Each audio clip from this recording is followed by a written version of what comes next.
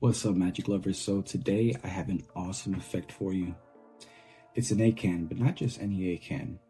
This is one that will leave your spectators speechless if performed right. So let's get into it. So in a moment, I'm going to show you a performance that I did on a live of this exact trick. The interesting part is during the performance, everything kind of went the exact opposite of what I wanted. And why that's good is it doesn't really matter how it goes. As long as you can respond accordingly, the trick will still work. So let the tape roll. I want you to use your imagination and imagine I have an invisible deck of cards here. I'm going to start shuffling this deck of cards up.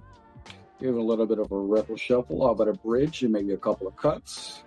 And what I'm going to do with these cards, I'm going to throw them up in the air. And we have all 52 cards, 52 possibilities floating up in the air. And what I want you to do is I want you to imagine when you look up in there, you see all these cards. I want you to imagine either the red cards or the black cards falling down. Okay. Which cards fall down? The red cards. The red cards fall down. All right here on the table. So now we have all of these red cards laying here on the table, right? And of course we have hearts and we have diamonds. So here's what I want you to do. I want you to think about the hearts and I want you to think about the diamonds. And I want you to switch in your mind. I want you to say hearts, diamonds, diamonds, hearts, diamonds, hearts, diamonds. I want you to switch until I say stop, okay? Okay. Okay, so go ahead, switch. And I want you to stop. Do you have one in mind? Yes. Okay, so now that you have one in mind, I want you to tell me, if you were to switch one more time, where would you be at? Hearts. Be at hearts. So we have a red card and it's a heart. Now, the next thing that I'm going to ask you is, you know how we have number cards and we have picture cards, right? Yeah. Okay. So number cards and picture cards. I want you to think of a value of a playing card. Do you have one in mind? Yes. Okay, so we have number cards and we have picture cards. If you're thinking of a number card, I want you to switch to a picture card. And if you're thinking of a picture card, I want you to switch to a number card. And where are you at? Number cards. There are number cards?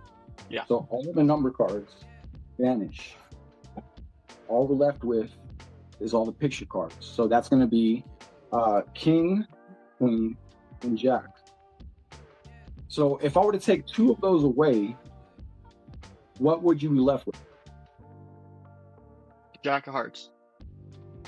You'd be left with the jack of hearts. Yeah. So now I'm left with two cards in my hand. I have the king of hearts and I have the queen. I want you, if imagine I have them right here, I want you to push one to me. Okay. Which card are you pushing to me? The king of hearts. The king of hearts. That leaves you with one card. The queen of hearts, right?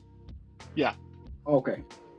So it's fair to say that you made all these decisions, landing you at one particular card. And I had this deck of cards sitting here the entire time in view. Mm-hmm. Now, if you were here in person, I'd have you do this instead of me doing it, right? So actually, we might do it a little bit of a different way, just so you don't think I'm cheating, right? So, no worries. just so you don't think I'm cheating. But what I would have you do is cut the deck just like that. Give it a cut. But since you're not here, this is what I'm going to do. I'm going to spread the cards out. I'm trying to keep them in camera frame. And I'm going to point my finger here and just tell me stop wherever you like, anywhere you like. Stop. Right here. Yes. So let's pretend you were to cut the deck at this particular point, right? Mm-hmm. So that's the fairest way for me to, have you cut the decks without you actually being here. So that would mean that you cut to the 7 of diamonds and the 8 of diamonds, right? So you cut to the 7 of diamonds and the 8 of diamonds. What we're going to do is we're going to add those values together, right? 7 plus 8 is what? 15. 15. So I'm going to try to do this as fairly as possible, one card at a time. So 1, 2, 3, 4, 5, 6, 7, 8, 9, 10, 11, 12, 13, 14, and the 15th card is your thought of card, the Queen of Hearts. That's pretty good. That's pretty good. And the interesting part about it, you can see this is not like a forcing deck or anything like that. Everything is fairly shuffled. All the cards are completely different. So that's what I got for you. That's pretty good. All right, now I'm going to demonstrate live for you how this works. I have my lovely assistant, my wife here helping me out today. And let's go ahead and go for it. So I want you to imagine I have an invisible deck of playing cards and I start shuffling them up, right? And I give them a little bit of a riffle shuffle, a bridge, a couple of cuts, just like so. Now, if I were to take all of these playing cards and throw them up in the air, you have all the blacks and the reds just floating around. If one of those colors, either the black or the red, were to fall down here on the mat, which would it be? The reds. The reds. So now we have all the red cards here on the mat, and I collect them all together and spread them out. Of course, we have in the reds, we have the hearts and we have the diamonds. And here's what I want you to do. I want you to think about the hearts and the diamonds, but I want you to alternate in your head. I want you to switch hearts, diamonds, diamonds, hearts, hearts, diamonds, diamonds, hearts, and just keep switching, keep switching, keep switching until I tell you to stop, okay? Okay. And stop. Now, if you were to switch one more time, where would you be? Hearts. The hearts. Excellent. So now we have all the hearts here on the mat. So what I want you to do next is I want you to think of a value of a playing card, right? So do you have one in mind? Don't tell me, but do you have one in mind? Yes. Okay. If you're thinking of a number card, I want you to switch to a picture card. And if you're thinking of a picture card, I want you to switch to a number card. So where are you now? Picture. You're in picture card. Okay, so that leaves the jack, the queen, and the king. Now, if I were to remove two of these, what would you be left with? The queen and king. The queen and king. So you have the queen and king, right? And if you were to just hold those up in the air and push one towards me, which one would you push towards me? The king. The king. So that leaves you with one card, which is the Queen of Hearts. Is that right? Correct. So out of all of these options, we've decided on one single playing card, the Queen of Hearts. Now, I've had this deck of cards sitting here the entire time. And check this out. We could either have you cut the deck, or you could point to a location, or we can simply dribble the cards and you tell me when you stop anywhere you'd like. Let's do it that way, okay? Go ahead, tell me when to stop. Stop. Right here. Yep. Now, I want you to see that if you were to stop anywhere else, you could have stopped here, right? You could have stopped there and there. You could have stopped here and here, but you stopped at one particular point in the deck, right? You stopped at the 10 and the 5. Okay. Stopped at the 10 and the 5. So that gives us a number, right? Now you have in mind the Queen of Hearts. This is the card that you created in your mind. And we came up with the number 15. Wouldn't it be amazing if I were to take the cards and count down and your card be exactly at that number? 1, 2, 3, 4, 5, 6, 7, 8, 9, 10, 11, 12, 13, 14, and the 15th card is your card. Nice. The Queen of Hearts. Very good. And now I'll show you how that works. All right, so what an awesome effect. We have a lot to unpack. When it comes to the deck, I'll get to that here in a moment. So I'm going to put that away. But I'd like to talk about the first half of the routine.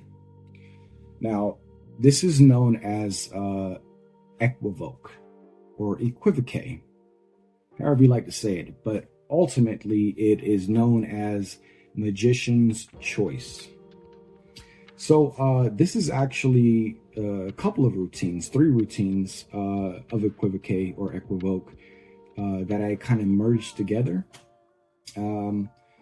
So this is some of it is something I learned from Chris Ramsay, some of it's from Pandrea, and another portion of it is going to be from Peter Turner. And I kind of made a Frankenstein version of all this together. So let's go over how that works. I like to talk about an invisible deck of playing cards just for visualization purposes, right? Where everybody's kind of thinking about what's going on. One of the first things I ask, say, let's pretend there's a deck of cards. They shuffle them up. I'm kind of give them that pattern to imagine the card. The first question is going to be, would you like me to remove the reds or the blacks? Now that can be changed up, as I did in the performance. I like to say which ones fall down. So it doesn't matter what they say. They say the reds fall down, boom, we collect them up here. They say the blacks fall down, onto the floor, and we're left with the reds. The reds fall down, they fall down on the table and collect them up. This is the power of Equivoque. They don't know what's going to happen, so it has to be a little bit more convincing. Each question that you go on, you get a little bit more suspicion from the spectator. So as we go on, the next question is going to be, so in the reds, we have left the hearts and the diamonds. And this is a subtle touch from Pandrea. I want you to think about both of those, the hearts and the diamonds, and switch and switch and switch. And when you ask the question, if you were to switch one more time, it is great because let's say they say diamonds. Oh, so you're thinking of hearts. Excellent, perfect. Even though they were thinking of hearts legitimately, or if they say, if we were to switch one more time, hearts. Great, so you're thinking of hearts. It doesn't matter what you say, it's going to become the hearts because that's what I want it to be. So we move on to the next question here. And the next question is going to be pretty interesting because the next question is actually a little bit of a switch up, right? So the next question is, we're going to make things a little bit different this time. And you kind of say that to throw that in as a subtle thing. Sometimes I do, sometimes I don't. But I like to say that because then it kind of switches up their expectation of what's going to happen by the second question. That is very important to kind of let them know it's going to be slightly different than it was before, depending on the outcome. It might be the same, it might not. So you tell them, I want you to think of a value of a playing card. Now, this is very important. When you say you want them to think of a value of a playing card, I want to say probably 90% of people, when they hear that, they hear value, they think number. And again, it doesn't matter what they answer, but you're forcing them psychologically to think of a number. So let's say they're thinking of the 3, right? You then follow that up with, but don't tell me, just think about it. And I want you to think of a value of a playing card.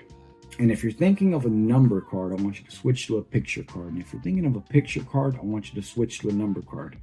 This means absolutely nothing because it won't change the outcome. But that subtle part where you tell them a value will make them think of a number more times than I can count. So just that little touch right there. So if they answer with you, I'm thinking of so you say, what are you thinking of now? And they say, I'm thinking of a picture card. You then say, great. So now we're left with the queen, the king, the jack, right? We have three cards left. Or if they say, I'm thinking of a number card, you say, okay, I'll remove all the number cards from the deck. Now we're left with the queen, the jack, the king, etc. Now, the next part here is a very subtle touch that is also very psychologically forcing. And what you say is, so we are left with the king, the queen, and the jack. And most times when you're doing this face-to-face with people, this will work. You say, we're left with the king, the queen, and the jack. And you say, if I take two away, you've psychologically made them think that you took away the king and the jack, leaving them with the queen. Sometimes it hits, sometimes it doesn't. It works much better in person.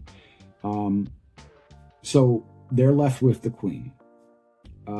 Great. So sometimes they might say, I'm left with, it doesn't matter what they say, I'm left with, which ones did I take away? I took away the king and the queen. Okay. So I only have two cards left. The king and the queen. Push one to me. Very simple. Doesn't matter which one they push to you. They push the queen, so you've given me the queen. If they push the king, so you're left with one card, the queen. You are psychologically forcing these cards. And I'm going to leave my my pattern in the description of this video so that you can study it and look exactly how everything is formulated with both answers, every answer, every possibility.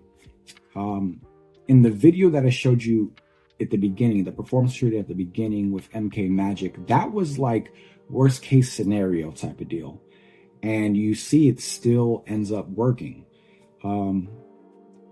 Especially if you're doing this for layman, and you're able to kind of mix it up with, you know, a little bit of talk, a little bit of chat, a little bit of pattern between everything. It's a beautiful thing. And I want you to study this because this Equivoque could be very, very strong. It's mostly well suited for forcing picture cards, and it doesn't have to be the Queen of Hearts. I just kind of like that subtlety because women most often choose the Queen of Hearts in their head psychologically before you even did anything. But I will leave this in the description. Read it, you know, put it in your routines because this is probably the best Equivoque I've ever come across. And it's, like I said, a mixture of multiple people. Now, the next part of this is even more interesting. Why is it interesting? Well, it's because of the deck here. Now, we know for a fact that the queen is 1, 2, 3, 4, 5, 6, 7, 8, 9, 10, 11, 12, 13, 14, the 15th card. And the queen will always be at the 15th position. Why is that? Well, interestingly enough, because of the exact way that the deck is set up here, no matter where they cut, no matter where they tell you to stop, no matter where they point, the two cards will always add up to either 14 or 15.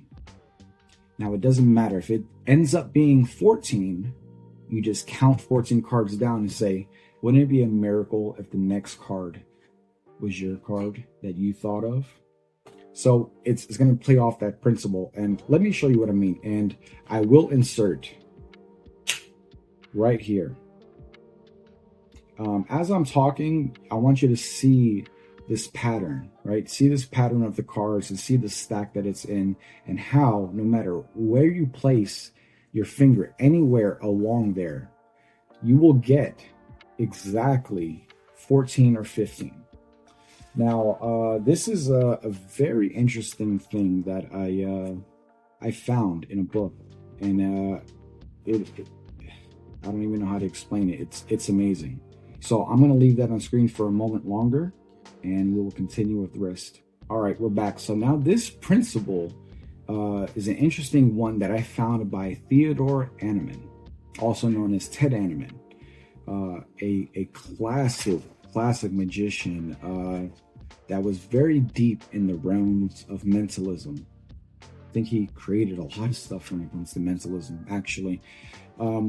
So this, where he had this was an interesting place. It was actually, he had it as a book test, a way to force 2 pages in a book.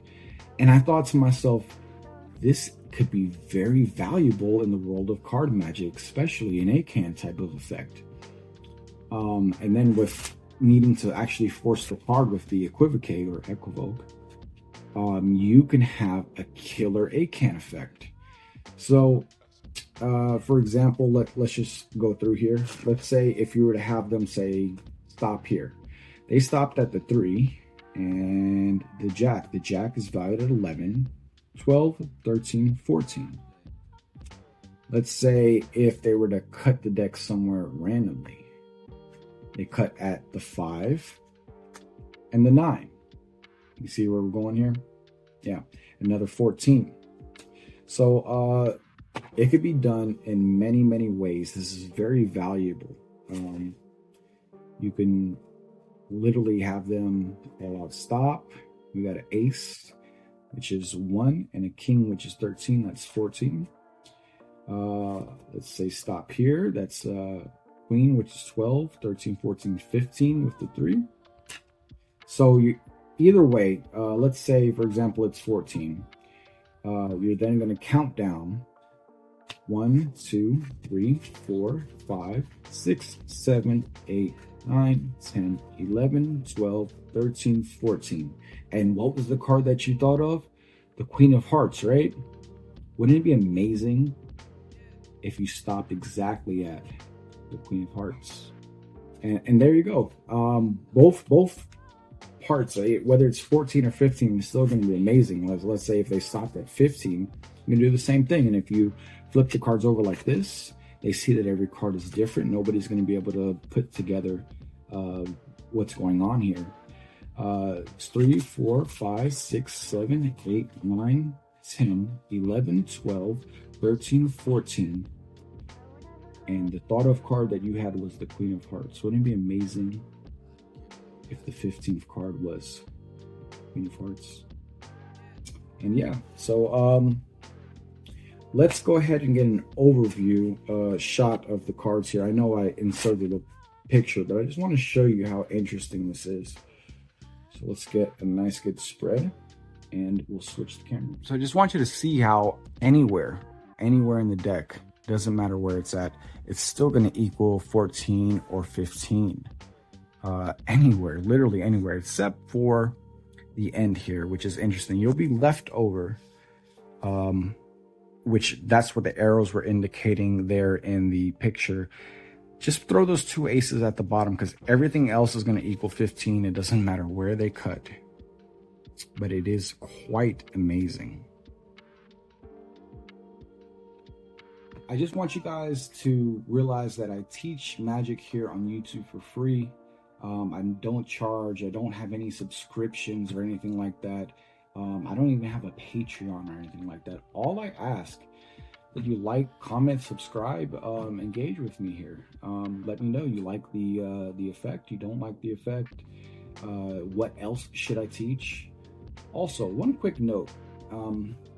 With this here by Theodore Annemann, the force card does not have to be the Queen of Hearts. It can be anything. You can literally position these cards any way that you'd like.